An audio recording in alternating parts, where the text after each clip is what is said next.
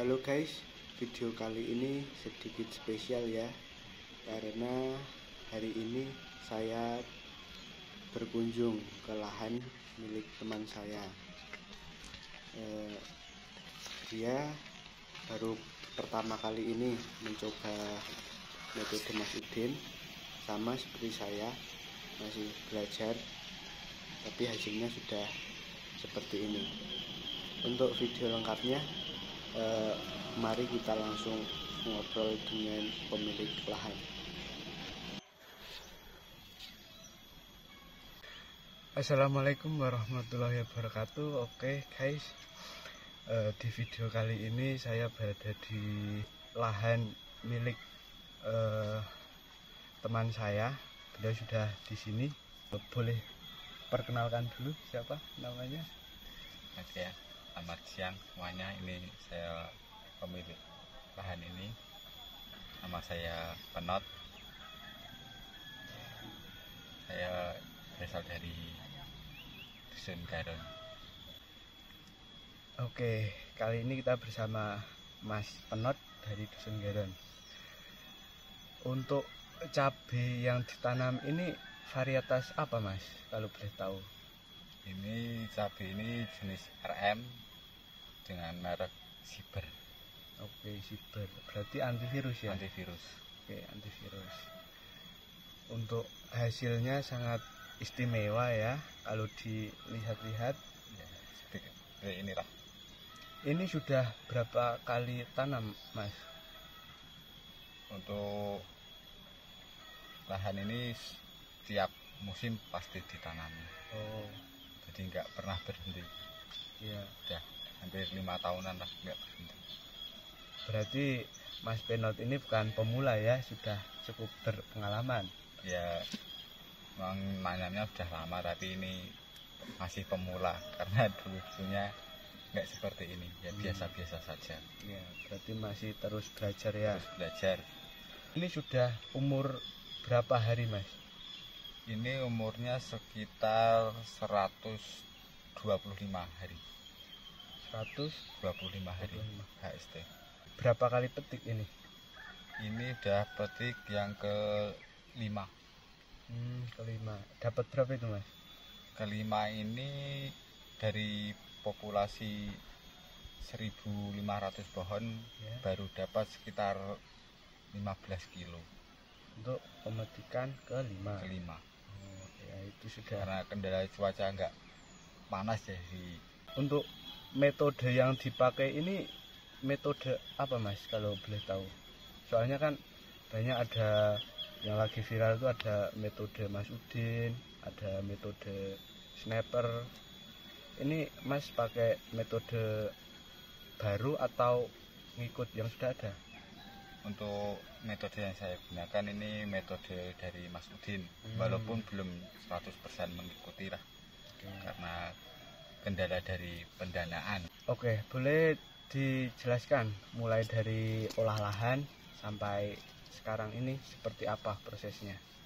Iya, oke. Untuk dari olah lahan itu saya tidak menggunakan pupuk kandang, hanya menggunakan pupuk yang berkandungan fosfat tinggi. Kemudian setelah dengan jadi ditutup mulsa, saya kocor menggunakan EM4 dengan trichoderma, tetes sebu, dan karbon. Itu saja yang saya gunakan. Berarti dari hasil seperti ini malah nggak pakai kohe ini Mas? Nggak pakai sama sekali, bersih dari kohe.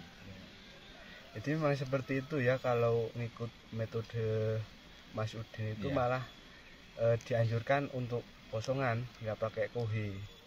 Apalagi kalau panennya musim hujan seperti ini, itu akan lebih aman kalau tidak pakai kohe. Iya benar, memang benar. Kalau kebanyakan dari pengalaman saya yang menggunakan kohe, ya, itu buahnya itu memang besar-besar, lebat, tapi gejalanya itu Laifusarium dan Anthracnopsa itu lebih sulit dikendalikan.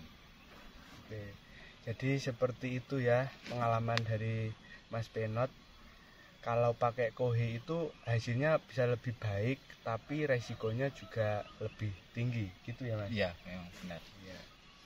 Berarti ini untuk sampai umur sebelum 20 hari itu juga dikocor pakai fosfat dan asam amino atau gimana Mas? Saya kocor menggunakan kandungan fosfat, saya menggunakan DAP terhadap asam amino dan pupuk Poska subsidi. Untuk poskanya itu susulan berarti? Enggak, langsung dicampur. Berarti sampai umur 20 hari itu berapa kali dikocor ini Mas? 4 kali. Oh, 4 kali kocor. Setiap 5 hari sekali. 5 hari sekali.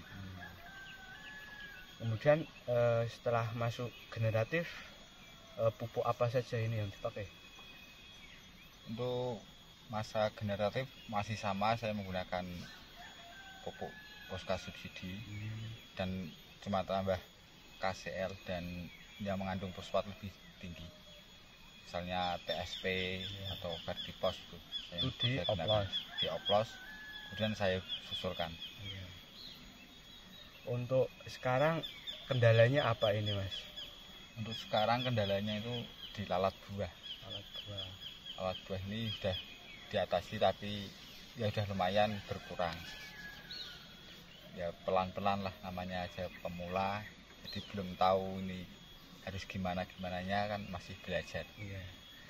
Jadi memang wajar ya kalau masih banyak diserang lalat buah karena dilihat sekeliling masih banyak pohon-pohon besar. Jadi wajar kalau hal seperti itu terjadi di lahan ini. Untuk masa vegetatif itu murni ikut metode Mas Udin atau pakai bahan lain Mas? Kalau boleh diceritakan. Untuk masa vegetatif saya sebagian menggunakan metode Mas Udin seperti menggunakan abametin, ya, antrakol, dan penyubur. Itu tapi yang saya bedakan ini penyuburnya saya membuat sendiri, bukan dari pabrikan. Ya. Oh, berarti di situ sedikit berbeda ya karena ya. Mas Penot ini menggunakan penyubur buatan sendiri. Ya. Untuk Mas Penot ini fokus hanya petani atau ada pekerjaan sampingan Mas? Atau malah bertani ini yang sampingan? Ya sebenarnya saya juga bertani tapi ada pekerjaan lain. Tapi yang lebih saya utamakan itu bertani. Setiap pagi saya harus ke ladang. Kalau siang saya sudah bekerja yang lain. Bisa dikatakan bertani ini hanya sampingan ya buat Mas Penot, tapi hasilnya bisa tetap maksimal seperti ini. Ya. Boleh dijelaskan penyemprotan rutinnya pakai apa saja sekarang ini? Untuk masa generatif ini saya hanya menggunakan Mancozeb, Sipermetrin untuk lalat buah ya. Untuk lalat buah. Mencegah antranoksanya saya menggunakan bermerek Tandem. Dari 3 bahan itu Mas Penot ini sudah benar-benar sesuai dari SOP Mas Udin, yaitu untuk Mancozeb sebagai fungisida kontak, kemudian Tandem sebagai fungisida sistemik. Jadi dari 2 kombinasi itu jika diaplikasikan secara rutin, maka insya Allah antraknosa pasti aman. Jadi Mas Penot ini benar-benar berusaha untuk mengikuti metode Mas Udin walau belum maksimal karena terhalang oleh biaya gitu ya Mas ya. Oke, seperti itu tadi metode yang dijelaskan Mas Penot. Buat teman-teman nanti jangan khawatir, akan saya tuliskan di deskripsi